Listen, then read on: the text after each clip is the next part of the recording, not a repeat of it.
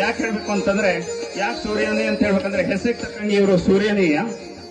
ಯಾವುದೇ ಮನೆಯಲ್ಲಿ ಶುಭ ಕಾರ್ಯ ಇರಲಿ, ಸೂರ್ಯ ಭಟ್ರು ಇಲ್ದಿದ್ರೆ ಅದಕ್ಕೆ ಸಾಧ್ಯವೇ ಇಲ್ಲ. ಇವರು ಮೂಲತಃ ಸಿದ್ದಾಪುರದವರು. 1989ರಲ್ಲಿ ಕದ್ರಾಗೆ ಆಗಮಿಸಿದ್ರು. ಇವರಿಗೆ 2 ಮಕ್ಕಳಿದ್ದಾರೆ. ಇವ್ರ ಪತ್ನಿ ಅಂಗನವಾಡಿ ಕಾರ್ಯಕರ್ತರಾಗಿದ್ದಾರೆ. ಇವರು ವೈದಿಕ ವೃತ್ತಿಯನ್ನು ನಿರಂತರವಾಗಿ ಮುನ್ನಡೆಸ್ಕೊಂಡು ಹೋಗ್ತಾ ಇದ್ದಾರೆ. ಸತತವಾಗಿ 30 ವರ್ಷದಿಂದ ವೃತ್ತಿಯಲ್ಲೇ ಇದ್ದಾರೆ. ಇವರಿಗೆ ದೊರಕದಂತ ಪ್ರಶಸ್ತಿಗಳು ಸಾವಿರಾರು.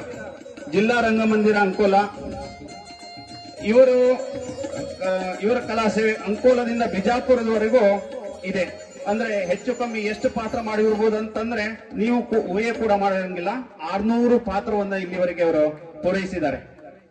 ಬರೀ ನಾಟಕ ಅಭಿನಯ ಅಷ್ಟೇ ಅಲ್ಲ, ಯಕ್ಷಗಾನ, ತಾಳಮದ್ದಲೆ, ರಾಮಾಯಣ, ಮಹಾಭಾರತ ಪಾರಾಯಣ ಇದರಲ್ಲಿ ಪಾರಂಗತರು ಇವರು ಗೀತಾಂಜಲಿ ಕಲಾಮೇಳದ ಅಧ್ಯಕ್ಷರಾಗಿದ್ರು.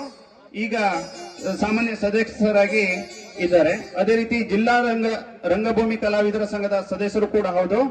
ಇವರು ಇಲ್ಲಿಯವರೆಗೆ ನಾಟಕದ ನಿರ್ದೇಶನವನ್ನ ಮಾಡ್ತಾ ಇದ್ದಾರೆ. ಅದೇ ರೀತಿ ಪಾತ್ರವನ್ನು ಕೂಡ ನಿಭಾಯಿಸ್ತಿದ್ದಾರೆ. ಇವರಿಗೆಲ್ಲರಿಗೂ ಈ ಸನ್ಮಾನವನ್ನ ಇಲಾಖೆಯ ಎಲ್ಲ ಅಧಿಕಾರಿಗಳು ಹಾಗೂ ಸಿಬ್ಬಂದಿ ವರ್ಗಕ್ಕೂ ಹಾಗೂ ಶ್ರೀ ಮಹಾಮಾಯನ ಅವತರಣ ನಾಟ್ಯ ಮಂಡಳಿ ಕದ್ರಾಯವರ ಎಲ್ಲ ಸದಸ್ಯರಿಗೂ ನಾವು ಆಭಾರಿಯಾಗಿದ್ದೇವೆ. ಈ ನಾಟಕ ಎನ್ನುವಂತಹದ್ದು ಕೇವಲ ನೋಡುವವರಿಗೆ 4 ತಾಸಿನ ಮನೋರಂಜನೆಯ ಕಾರ್ಯಕ್ರಮ ಇರಬಹುದು.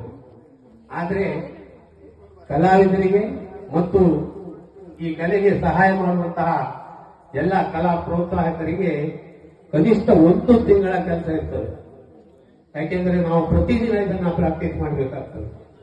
ಈ ನಾಟಕ ಎನ್ನುವಂತಹದ್ದು ಒಂದು ವ್ಯಕ್ತಿಯ ಜೀವನದ ನೈಜ ಕಲೆ. ಅಂದ್ರೆ ನಾವು ಮನೆಯಲ್ಲಿ 4 ಸದಸ್ಯರಿದ್ರೆ ಅಥವಾ 6 ಸದಸ್ಯರಿದ್ರೆ ಒಬ್ಬರದ್ದು ಒಂದೊಂದು ರೀತಿಯಾದಂತಹ ಅಭಿಪ್ರಾಯಗಳು ಒಂದು ವಿಷಯದಲ್ಲಿ ಇರ್ತದೆ. ಅದನ್ನೆಲ್ಲವನ್ನ ಕ್ರೋಢೀಕರಿಸಿಕೊಂಡು ನಾಟಕ ಎನ್ನುವಂಥದ್ದನ್ನು ಮಾಡ್ತಾರೆ ಕಲಾವಿದರು, ಲೇಖಕರು. ಹಾಗಾಗಿ ಆ ಎಲ್ಲ ಪಾತ್ರವನ್ನು ಪ್ರತಿಯೊಬ್ಬರು ಕೂಡ ಆ ಮನೆಯಲ್ಲಿ ನಿಭಾಯಿಸಿಕೊಂಡು ಹೋಗುವಂತವರು ಇರ್ತಾರೆ. ಒಬ್ಬರಿಗೆ ಸಿಟ್ಟು ಬರ್ತದೆ, ಒಬ್ಬರಿಗೆ ದುಃಖ ಬರ್ತದೆ, ಒಬ್ಬನು ಅದನ್ನೆಲ್ಲವನ್ನು ನೋಡಿ ನಗಾಡ್ತಾನೆ, ಈ ರೀತಿಯಾಗಿ. ಹಾಗಾಗಿ ಈ ಎಲ್ಲ ಕಲಾವಿದರ ಕಲೆಯನ್ನ ತೋರಿಸುವಂತಹ ರಂಗಮಂಚೆ ತಮ್ಮಲ್ಲಿ ಕೈಮುಗಿದು ವಿನಂತಿ ಮಾಡಿಕೊಳ್ತೇವೆ. ನಾವು ಪಟ್ಟ ಶ್ರಮಕ್ಕೆ ಸರಿಯಾದಂತಹ ಪ್ರತಿಫಲ ಸಿಗಬೇಕು ಅಂತಾದ್ರೆ ನಾವಂತಲ್ಲ, ಪ್ರತಿಯೊಂದು ನಾಟಕದಲ್ಲಿಯೂ ಕೂಡ ಕಲಾ ಅಭಿಮಾನಿಗಳೇ ಕಲಾವಿದರ ದೇವರು. ಹಾಗಾಗಿ ನಮ್ಮ ಕಲೆಯನ್ನ ಕೊನೆಯ ತನಕ ತಾವು ನೋಡಿ ಈ ರಸಗೋತ್ಸವವನ್ನು ಉಂಡು ನಮ್ಮನ್ನು ಆಶೀರ್ವದಿಸಿ ಹೋಗಬೇಕು ಅಂತ ತಮ್ಮಲ್ಲಿ ಕೇಳಿಕೊಳ್ಳುತ್ತಾ ಅವಕಾಶವನ್ನು ಕೊಟ್ಟಂತಹ ತಮ್ಮೆಲ್ಲರಿಗೂ ಮತ್ತೊಮ್ಮೆ ಧನ್ಯವಾದವನ್ನು ಸಲ್ಲಿಸಿ ನನ್ನ ಮಾತನ್ನು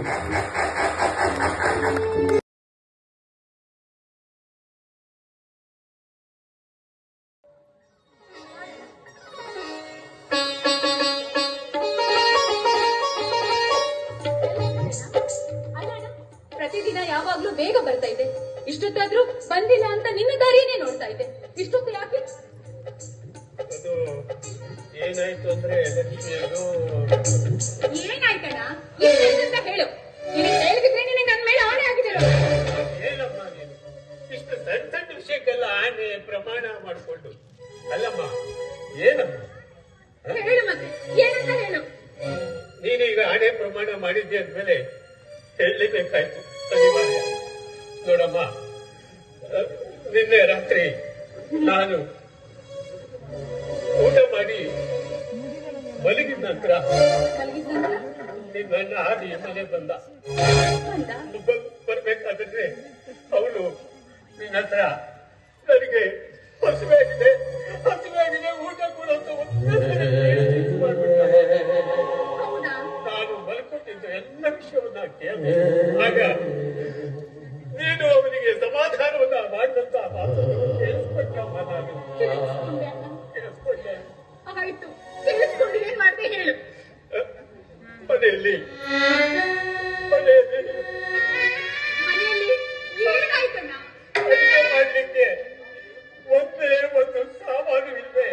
ಅಕ್ಕಿ ಇಲ್ಲ, ಬೇಳೆ ಇಲ್ಲ, ತರಕಾರಿ ಇಲ್ಲ.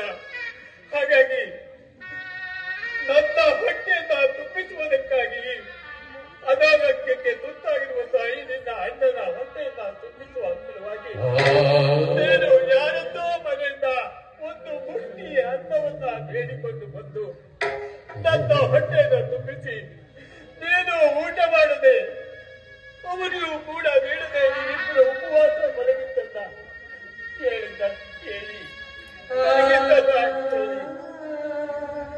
ಹೇಳಿ ಹೇಳಣ್ಣ, ಮಾತಾಡು ಏನಾಯ್ತು ಅಂತ.